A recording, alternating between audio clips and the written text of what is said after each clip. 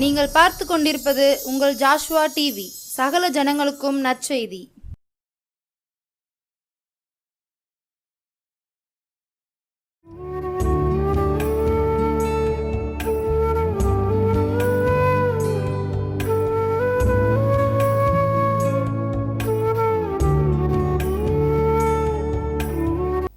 கர்த்தரும் உலக இரட்சகருமாகிய கிறிஸ்து இயேசுவின் நாமத்தினாலே ஜோசுவா டிவி நேயர்களை மறுபடியும் சந்திப்பதிலே ரொம்பவே மகிழ்ச்சி.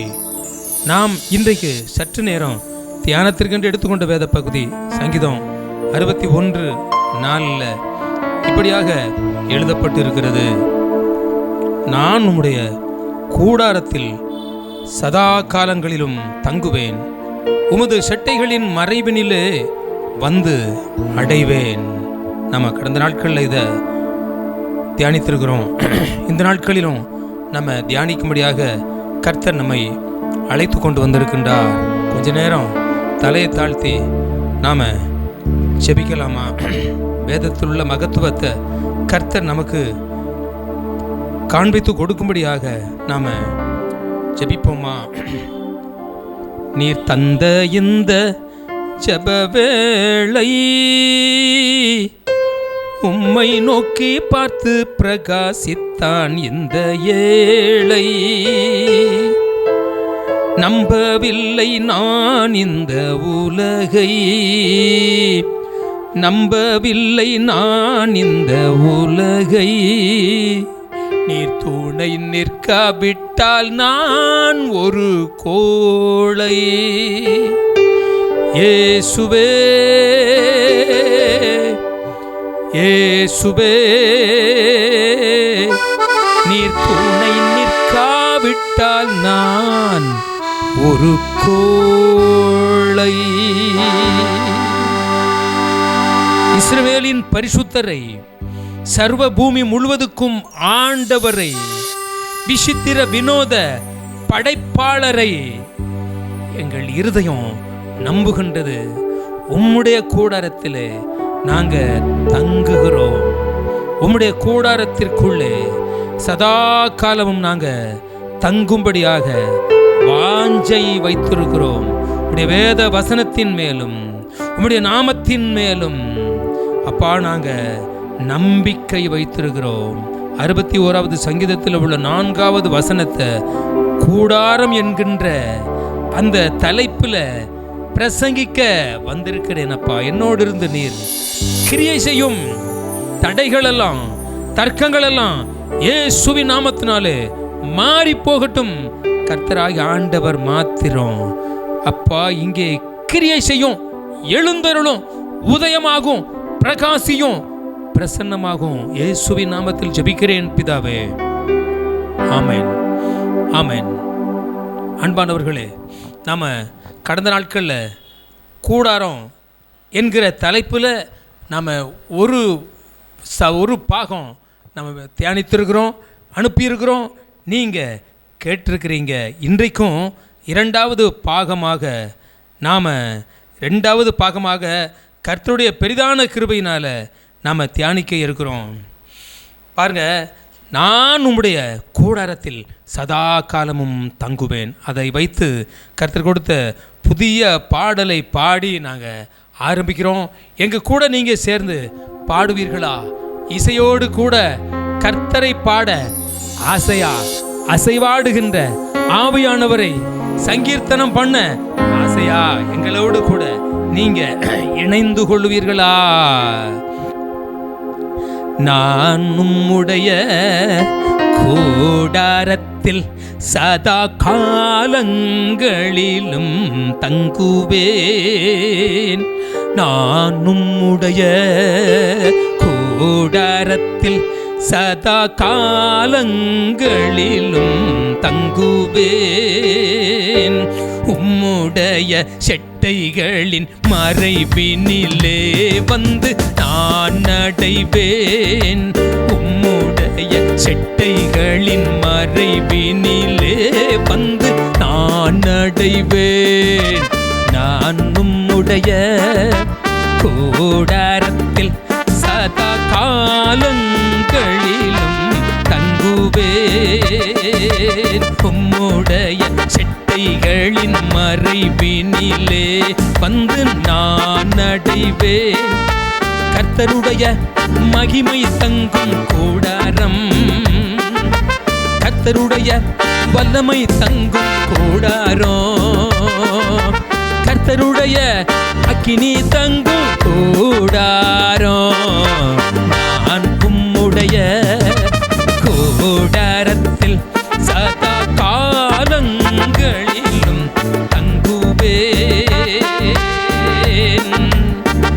2வது அதிகாரத்துல இப்படியாக என் இருதயம் போய்கிற போது பூமியின் கடையாந்திரத்திலிருந்து உம்மை நோக்கி கூப்பிடுகிறேன். எனக்கு எட்டாத உயரமான கண்மலை மேல என்னை கொண்டு போய்விடும். என் இருதயம் தொய்யும் போது உம்மை நோக்கி கூப்பிடுகிறேன். என் இருதயம் தொய்யும் போது உம்மை நோக்கி கூப்பிடுகிறேன்.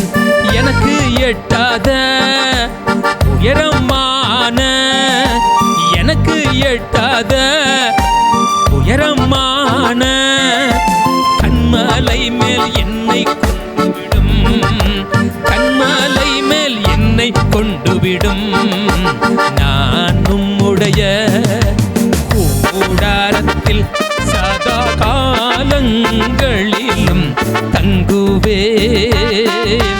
உம்முடைய செட்டைகளின் மறைவினிலே வந்து நான் அடைவேன். நீதிமொழிகள்ல ஞானியின் இருதயம் என்று எங்கே எழுதப்பட்டிருக்கிறது? அவன் வாய்க்கு அறிவை ஊட்டும் என்று எழுதப்பட்டிருக்கிறது.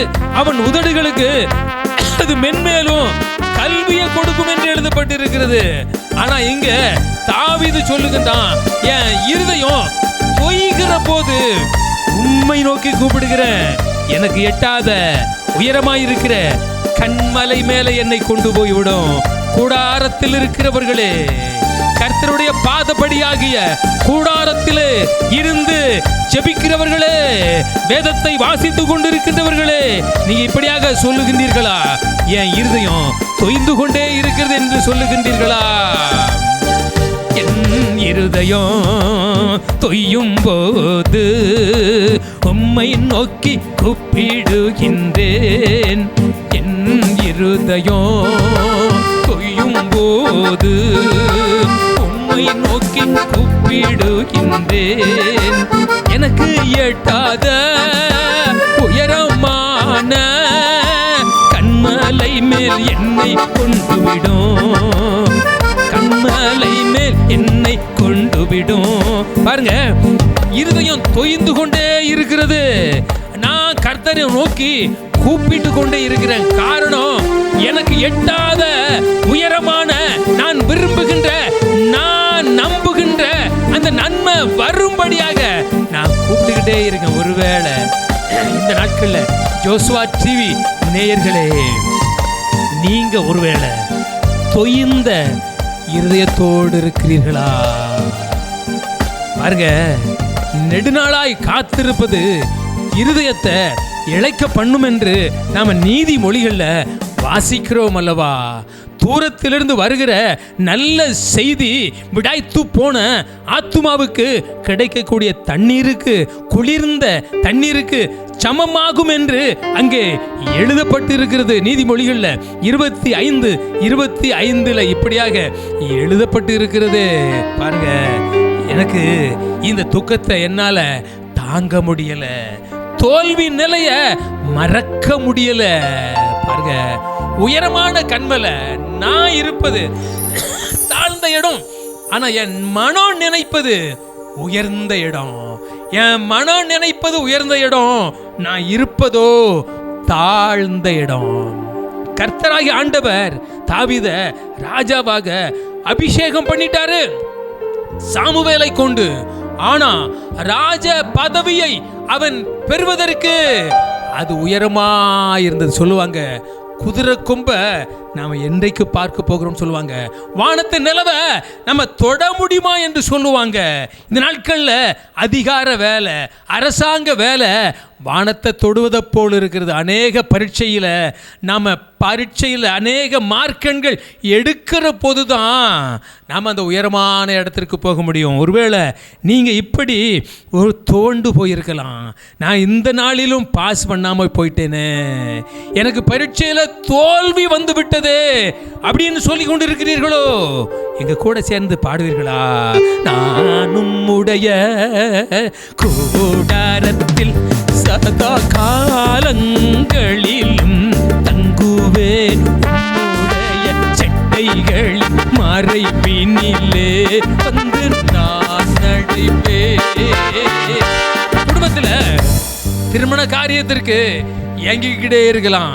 திருமணம் முடியலையேன்னு சொல்லி, ஒரு ஏற்ற துணை கிடைக்கலையேன்னு சொல்லி ஏங்கிக்கிட்டே இருந்த நிலை. ஆனால் திருமணத்திற்கு ஒரு மாப்பிள்ளையை பார்த்து கர்த்தர் கொடுத்துட்டாரு, பெண்ணை பார்த்து கர்த்தர் கொடுத்துட்டாரு. ஆனால் 2 வருடம் ஆச்சு, 3 வருடம் ஆச்சு, இன்னும் ஒரு குழந்தை குட்டியை பார்க்கலையே, ஏன் இருதயம் தொய்கிறதே அப்படின்னு சொல்லி உலகத்தில் அநேகர் இருக்கிறாங்க. அதே போல நாமும் இருக்கிறோமோ? நான் விசுவாசிக்கிறவர் இன்னார் என்று அறிவேன், அவர் சொல்ல ஆகும், கர்த்தர் கட்டளையிட்டா நிற்கும், நான் ஆராதிக்கின்ற என் அன்பு தெய்வத்தால செய்யக்கூடாத அதிசயமான காரியம் ஒன்றுமே இல்லைன்னு சொல்லி நான் உம்முடைய கூடாரத்தில் சதா காலங்களிலும் தங்குவேன், உம்முடைய செட்டைகளின் மறைவினிலே வந்து நான் நடிவேன். கர்த்தருடைய மகிமை தங்கும் கூடாரம், கர்த்தருடைய மேகம் தங்கும் கூடாரம், கர்த்தருடைய வல்லமை தங்கும் கூடாரம். எனக்கு இருதயம் தொய்யும் போது, என் இருதயம் தொய்யும் போது உம்மை நோக்கி கூப்பிடுகின்றேன். என் இருதயம் தொய்யும் போது உம்மை நோக்கி கூப்பிடுகின்றேன். எனக்கு எட்டாத உயரமான, எனக்கு எட்டாத உயரமான கண்மலை மேல் என்னை கொண்டு விடும், கண்மலை மேல் என்னை கொண்டு விடும். நான் உம்முடைய கூடாரத்தில் சதா காலங்களிலும் தங்குவேன், உம்முடைய செட்டைகளின் மறைவினிலே நான் நடைவேன். இப்படியாக இந்த உலக காரியங்கள்ல, சுவிசேஷ ஊழிய காரியங்கள்ல நீங்க எதுல துவண்டு போயிருந்து, நான் என் இருதயம் தொய்கிற போதெல்லாம் பூமியின் கடையாந்தரத்திலிருந்து உண்மை நான் நோக்கி கூப்பிட்டுக்கிட்டே இருக்கிறேன். இன்னும் ஜெபிப்பேன், ஜெபித்துக்கிட்டே இருக்கேன், பதில் வரல, ஜெபிச்சுக்கிட்டே இருக்கேன். தானியேல் தீர்க்கதரிசி ஜெபித்தான் ஒரு காரியத்திற்காக 21 நாள். ஆனா காரியம் இந்த தானியேல் தீர்க்கதரிசி கூப்பிட ஆரம்பித்த உடனே அங்க பரத்துல போய் ஜெபம் எட்டிருச்சு. ஆனா பதில் வந்தது 21 நாள் கழித்து வந்தது. பிரியமானவர்களே, உங்க ஜெபத்தை, உங்க கூப்பிடுதல, உங்க இருதயம் தொய்ந்து போகிறத கர்த்தர் உடனே கேட்டாரு. ஆனா அந்த தானியேல் தீர்க்கதரிசி ஜெபம் பண்ணினா, ஒரு விரும்பின காரியம், ஒரு காரியத்திற்காக ஜெபம் பண்ணினா, அந்த ஜெபம் கேட்கப்பட்டது, உடனே கேட்கப்பட்டது, பரத்துல நினைவு கூறப்பட்டது. ஆனா 21 நாள் கழித்து பதில் வந்தது. காரணம் என்ன தெரியுமா? இந்த ஜெபத்திற்கு பதில் கொண்டு வருகிற தூதனாகிய காபிரியல இந்த பெர்சியா ராஜ்யத்து அதிபதி அவனை தர்க்கித்தான், அவனை தடை பண்ணி வைத்தான் என்று நம்ம அங்க வாசிக்கிறோம். ஆனா 21 நாள் கழித்து மிகாவேல் என்ற தூதனை கர்த்தர் அனுப்பினார். அந்த காபிரியேல தானியேலுக்கு தூது கொண்டு வருகிற தூதனை இந்த மிகாவேல் என்னும் தூதன் அந்த பெர்சியா ராஜ்யத்து அதிபதிய தோற்கடித்து இந்த சிறைப்பிடிக்கப்பட்ட தூது கொண்டு வந்த அந்த தூதனை, காபிரியேல் தூதனை மீட்டு கொண்டு வந்து தானியேலுக்கு தூது கொடுத்தான். அத மாதிரி உங்க இருதயம் தொய்ந்துகிட்டே இருக்க வேண்டாம். நீங்க ஜெபம் பண்ணுங்க, ஜெபம் பண்ணிக்கிட்டே இருங்க. வேத வசனத்தை வாசித்து தியானித்து அதை கர்த்தருக்கு தெரியப்படுத்துங்க. அப்பொழுது நீங்க ஜெபிக்கிற ஜெபம், உங்க கூப்பிடுதல் கர்த்தருடைய சமூகத்தில் எட்டும். இன்னொரு வசனத்தை கூட நான் வாசிக்க ஆசைப்படுகிறேன். 61வது சங்கீதத்தில் 5வது வசனத்தில், தேவனே நீர் என் பொருத்தனைகளை கேட்டீர், உமது நாமத்திற்கு பயப்படுகிறவர்களின் சுதந்திரத்தை எனக்கு தந்தீர். இங்க இருதயம் தொய்ந்துகிட்டே இருக்குன்னு சொல்லி கூப்பிட்ட அந்த பக்தன் 5வது வசனத்தில், தேவனே நீர் என் பொருத்தனைகளை கேட்டீர், உமது நாமத்திற்கு பயப்படுகிறவர்களின் சுதந்திரத்தை எனக்கு தந்தீர். பொருத்தனை நீங்க பண்ணி ஜெபம் பண்ணி கொண்டு இருக்கின்றீர்களா? கர்த்தராகி ஆண்டவர் இன்றைக்கு நீங்க பண்ணியிருக்கின்ற பொருத்தனைகளை கர்த்தர் கேட்டிருக்கிறார். தேவனாகிய கர்த்தர் கேட்டிருக்கிறார். உங்க பொருத்தனை ஜெபத்தை கர்த்தர் கேட்டிருக்கின்றார். தமது நாமத்திற்கு பயப்படுகிறவர்களின் சுதந்திரத்தை எனக்கு தந்தீர் என்று பக்தன் சொல்லுகிறான். அத மாதிரி இதை நீங்க நான் சுதந்திரித்து கொள்ளலாம். பொருத்தனை ஜெபத்தை கர்த்தர் கேட்கிறார். பாருங்க, உமது நாமத்திற்கு பயப்படுகிறவர்களின் சுதந்திரத்தை எனக்கு தந்தீர். ஆதியாகமம் 18வது அதிகாரத்தில் மம்ரே என்கிற சமவெளியில் மத்தியால நேரத்தில் ஆபிரகாமும் அந்த சாராளும் எதிர்நோக்கி கொண்டிருந்தாங்க, தேவையோடு இருந்தாங்க. கிட்டத்தட்ட 20 வருடத்திற்கு மேலாக காத்திருக்காங்க. உன் சந்ததியை நான் வானத்து நட்சத்திரத்தை போல ஆசீர்வதிப்பேன். உன் சந்ததி கடற்கரை மணலை போல இருக்கும். கடற்கரை மணலை அளக்க முடியாத அளவுக்கு அளக்க முடியாது அல்லவா? வானத்து நட்சத்திரத்தை எண்ண முடியாது அல்லவா? அப்படிப்பட்ட ஒரு சிறந்த திரட்சியான ஒரு சந்ததியை உனக்கு கொடுக்க போகிறேன்னு சொல்லி கர்த்தர் வாக்கு கொடுத்திருக்கின்றார். ஆனாலும் வரல. தாமதம் தடை.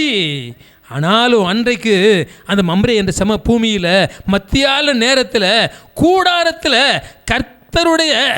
கர்த்தருடைய பிள்ளைகளாகிய ஆபிரகாமும் சாராளும் மத்தியால வேளையில் பார்த்து கொண்டிருக்கின்ற போது தூரத்தில் 3 புருஷர்கள் வருகிறதை கண்டார்கள்.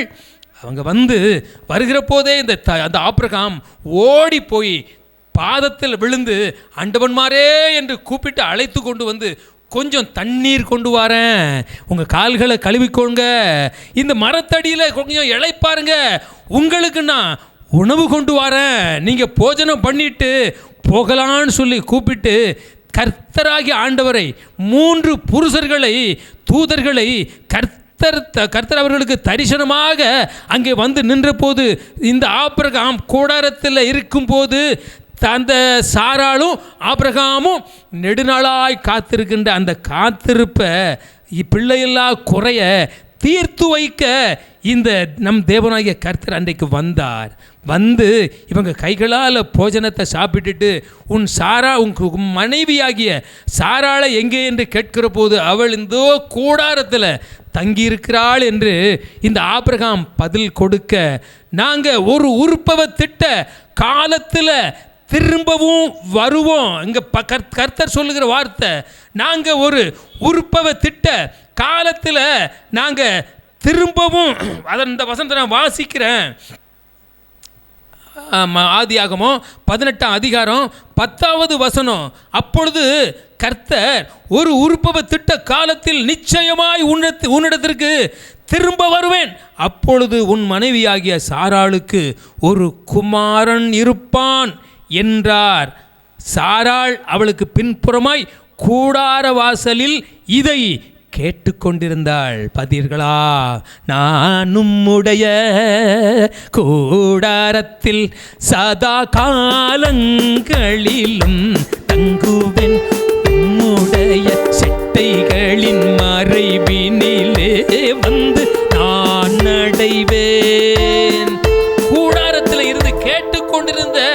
சாராளுக்கு நகைப்பு. நான் வயது சென்று போயிட்டேன், இன்னும் என் கணவரும் வயது சென்று போயிருக்கிறாரு, எப்படி எனக்கு குழந்தை பிறக்கும்னு சொல்லி நகைக்கிற போது கர்த்தர் கேட்டு, கர்த்தரால் செய்யக்கூடாத காரியம் இல்லையோ, மறுபடியும் அந்த வார்த்தையை உறுதிப்படுத்தி விட்டு போனார். அதே போல ஒரு ஈசாக்கை பெற்றாள். வானத்தின் நட்சத்திரத்தை போல அந்த ஆபிரகாமுடைய சந்ததி பெருகியது. நீங்களும் நானும் செபிக்கிற தேவனாகிய கர்த்தருடைய கூடாரத்தில் தங்கியிருக்கின்ற உங்களுக்கும் எனக்கும் ஆசீர்வாதத்தை கொடுக்கும்படியாகத்தான் நானும் உடைய கூடாரத்தில் சதா காலங்களிலும் தங்குவேன், உம்முடைய செட்டைகளின் மறைவினிலே வந்து நான் அடைவேன். 18வது அதிகாரத்தில் ஆதியாகமத்தில் 10வது வசனத்தில் பாருங்க, சாராள் கூடாரத்தில் இருக்கிறாள் என்று நம்ம வாசிக்கிறோம். அப்போ ஜெபம் என்கின்ற கூடாரத்தில், விசுவாசம் என்கின்ற கூடாரத்தில் காத்திருக்கிற நிலைத்திருக்கிற உங்களுக்கு இன்றைக்கு கர்த்தர் ஒரு அற்புதம் செய்யும்படியாக நாங்கள் உங்களுக்கு இந்த வேத வசனத்தை நாங்கள் தியானம் பண்ணி அனுப்புகிறோம். பக்தனாகிய தாவீது சொன்னான், என் இருதயம் தொய்கிற போது அப்படின்னு சொல்லி சொன்னான். இங்கே இந்த சாராளும் ஆபிரகாமும் நெடுநாளாக காத்திருந்து விரும்புகிற நன்மைகளை கர்த்தரிடத்தில் பெரும்படியாக எதிர்பார்த்து கொண்டிருக்கிற வேளையில் சாராள் கூடாரத்தில் இருந்தாள் என்று பார்க்கிறோம். ஆபிரகாம் மரத்தடியில் உட்கார்ந்து தூரத்தில் வருகின்ற கர்த்தரை கண்டு தரிசித்து அவர்களிடத்தை நல்ல வாக்கை பெற்றுக்கொண்டான். எதிர்பார்ப்போடும் தேவைகளோடும் திரளான ஜனங்களும் அவரை தேடி கூடி வந்தார்கள். திரளான ஜனங்களும் அவரை தேடி கூடி வந்தார்கள். சொல்லுங்க சொல்லுங்க சொல்லுங்கம்மா, நீங்களும் சேர்ந்து சொல்லுங்கம்மா, நல்லவர் வல்லவர் கிருபை உள்ளவர் இயேசுதான் என்று. நம்முடைய தேவைகளை அறிந்த கர்த்தர் எதிர்பார்ப்போடு தேவைகளோடு இருக்கிற உங்களுக்கும் உங்க குடும்பங்களுக்கும் திருச்சபை மக்களுக்கும் உதவி செய்யும்படியாகத்தான் இயேசு நடந்து வந்தார். கடற்கரை அருகே வந்து உட்கார்ந்திருந்தார் ஒரு படகில் ஏறி. இயேசு நடந்து வந்தார், கடற்கரை அருகே வந்து உட்கார்ந்திருந்தார் ஒரு படகின் மேலே. இயேசு நடந்து வந்தார், கடற்கரை அருகே வந்து உட்கார்ந்திருந்தார் ஒரு படகின் மேலே. சொல்லுங்க சொல்லுங்க சொல்லுங்கம்மா, நீங்களும் சேர்ந்து சொல்லுங்கம்மா, நல்லவர் வல்லவர் கிருபை உள்ளவர் இயேசுதான் என்று. நம்பி வந்தோர்க்கு நன்மை செய்பவர் இயேசுதான் என்று. உங்கள் தூக்கத்தை மாற்றுவதற்காக, உங்க துவண்ட இருதயத்தை சரிப்படுத்தும்படியாக கர்த்தராகிய ஆண்டவர் இயேசு கிறிஸ்து நம்மோடு இந்த ஜோசுவா டிவி மூலமாக பேசிக் கொண்டிருக்கின்றார். உங்களை தேவைகளை சந்திப்பார். ஆனால் நீங்க கர்த்தருடைய கூடாரத்தை, கர்த்தர் மகிமை தங்கி இருக்கின்ற கூடாரத்தை விட்டு பிரியாதிருங்க. ஜெபம் பண்ணிக்கிட்டே இருங்க, வேதத்தை வாசித்துக்கிட்டே இருங்க, விசுவாச அறிக்கையிட்டுக்கிட்டே இருங்க. அப்பொழுது நீங்க விரும்புகிற நன்மைகள் எல்லாம் கர்த்தர் கொடுப்பார். நம்ம 2 சம்பவத்தை தான் பார்க்க முடிந்தது. இருதயம் தொய்கின்ற உங்களை பார்த்து நீங்க விரும்புகின்ற அந்த எட்டாத உயரமான கண் மலையின் மேல உங்களை கொண்டு போய் விடுவார். நெடுநாளாய் காத்திருக்கின்ற ஆபிரகாமுக்கும் சாராளுக்கும், கூடாரத்தில் தங்கியிருந்த அந்த சாராளுக்கு கர்த்தருடைய வார்த்தை, ஒரு உற்பவ திட்ட காலத்துல மறுபடியும் நான் வருவேன், அப்பொழுது உன் மனைவியாகிய சாராள் ஒரு ஆண் குழந்தையை வைத்திருப்பாள் என்று கர்த்தர் வாக்கு கொடுத்தார். அதே வாக்கை இந்த நாட்கள்ல தோல்வி நிலையில, துவண்ட நிலையில, கஷ்டமான நிலையில, ஏக்க நிலையில இருக்கின்ற உங்களுக்கு அதே மாதிரி ஒரு குழந்தை பாக்கியத்தை கர்த்தர் கொடுப்பார். எட்டாத உயரமான கண்மலை மேல உங்களை கொண்டு போய் நிறுத்துவார். நான் உம்முடைய கூடாரத்தில் சதா காலங்களிலும் தங்குவேன். பரிசுத்தமும் அன்பும் நிறைந்த நல்ல ஆண்டவரே, கொஞ்ச நேரம் வேத வார்த்தைகளை நாங்க தியானம் பண்ணியிருக்கிறோம். இருதயம் தொய்ந்து போய் கூப்பிடுகிறவர்களுக்கு மறுமொழி கொடுத்து எட்டாத உயரமான இடத்துல கொண்டு போய் விடுகிறவரே, இந்த செய்தியை கேட்கிற ஒவ்வொரு பிள்ளைகள் வாழ்க்கையிலும் ஒரு உயர்வை கட்டளையிடுவீராக. எதிர்பார்ப்பை கொடுத்து தேவைகளை சந்தித்து உமக்கு சாட்சியாய் நிறுத்துவீராக.